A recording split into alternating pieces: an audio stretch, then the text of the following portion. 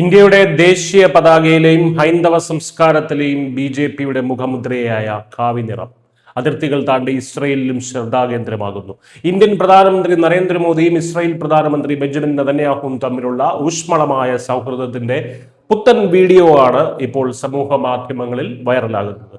Ben ഗുരിയൻ വിമാനത്താവളത്തിൽ വിമാനമിറങ്ങിയ പ്രധാനമന്ത്രി നരേന്ദ്രമോദിയെ നെതന്യാഹുവും ഭാര്യ സാറ നെതന്യാഹുവും ഹൃദ്യമായ ആലിംഗനത്തോടെയാണ് സ്വീകരിച്ചത്. ഇതിനിടയിലാണ് വസ്ത്രധാരണത്തിലെ ആ കൗതുകം ഇരു നേതാക്കളെയും ശ്രദ്ധയിൽപ്പെട്ടത്. പ്രധാനമന്ത്രി മോദിയുടെ പോക്കറ്റ് സ്ക്വയറിലെ കാവി നിറവും സാറ നെതന്യാഹു ധരിച്ചിരുന്ന ജാക്കറ്റിന്റെ നിറവും തമ്മിലുള്ള സാമ്യം കണ്ട് ഇരുവരും ചിരി പടരുകയായിരുന്നു. ഭാര്യയെ ചൂണ്ടിക്കാണിച്ച് അവൾ എന്താണ് ധരിച്ചിരിക്കുന്നത് നോക്കൂ എന്ന് നെതന്യാഹു ചിരിച്ചുകൊണ്ട് മോദിയോട് ചോദിക്കുന്നതും വീഡിയോയിൽ വ്യക്തമാണ്. മോദിയെ അതിശയകരനായ നേതാവ് എന്ന് വിശേഷിപ്പിച്ച നെതന്യാഹു തനിക്ക് ഇതിലും വലിയൊരു സുഹൃത്തില്ല എന്നും കൂട്ടിച്ചേർത്തു. ഇന്ത്യയെ വല്ലാതെ മിസ് ചെയ്യുന്നു എന്നായിരുന്നു സാറ നെതന്യാഹുവിന്റെ വാക്കുകൾ. ഇപ്പോൾ നിങ്ങളിൽ ചിലരെങ്കിലും വിചാരിക്കുന്നുണ്ടാവും, അടുത്ത സുഹൃത്തുക്കൾ തമ്മിൽ ഇങ്ങനെയാണോ സംസാരിക്കുന്നത്? ഇന്ത്യയും ഇസ്രായേലും അടുത്ത സുഹൃത്തുക്കളല്ലേ മോദി നെതന്യാഹുവും, അവർ തമ്മിൽ ഇങ്ങനെയാണോ സംസാരിക്കുന്നത്? ഇത്ര ആർട്ടിഫിഷ്യൽ ആയിട്ടാണോ സംസാരിക്കുന്നത്? കൃത്രിമത്വമല്ലേ മോദിയും നെതന്യാഹുവും കാണിച്ചു കൂട്ടുന്നത്?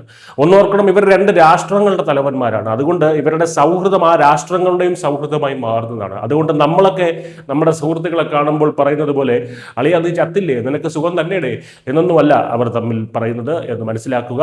നയതന്ത്ര ഭാഷയിലാണ് അവർ അവരുടെ സൗഹൃദം പോലും പങ്കുവയ്ക്കുന്നത്.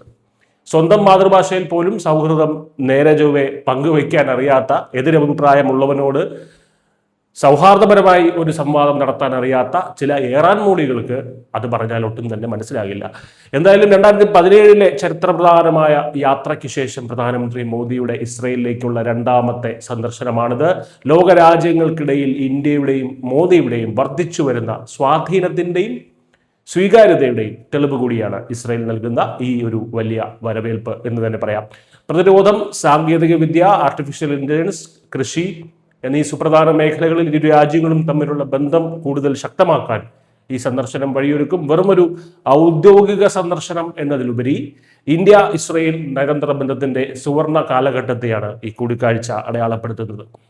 നേതാക്കൾ തമ്മിലുള്ള വ്യക്തിപരമായ സൗഹൃദങ്ങളും സാംസ്കാരികമായ അടുപ്പവും എങ്ങനെ രണ്ട് രാജ്യങ്ങൾ തമ്മിലുള്ള നയതന്ത്ര ബന്ധങ്ങളെ കൂടുതൽ കരുത്തുറ്റതാക്കുന്നു എന്നതിൻ്റെ നേർക്കാഴ്ചയാണ് ഇസ്രയേലിൽ നിന്നുള്ള ഈ വൈറൽ വീഡിയോ.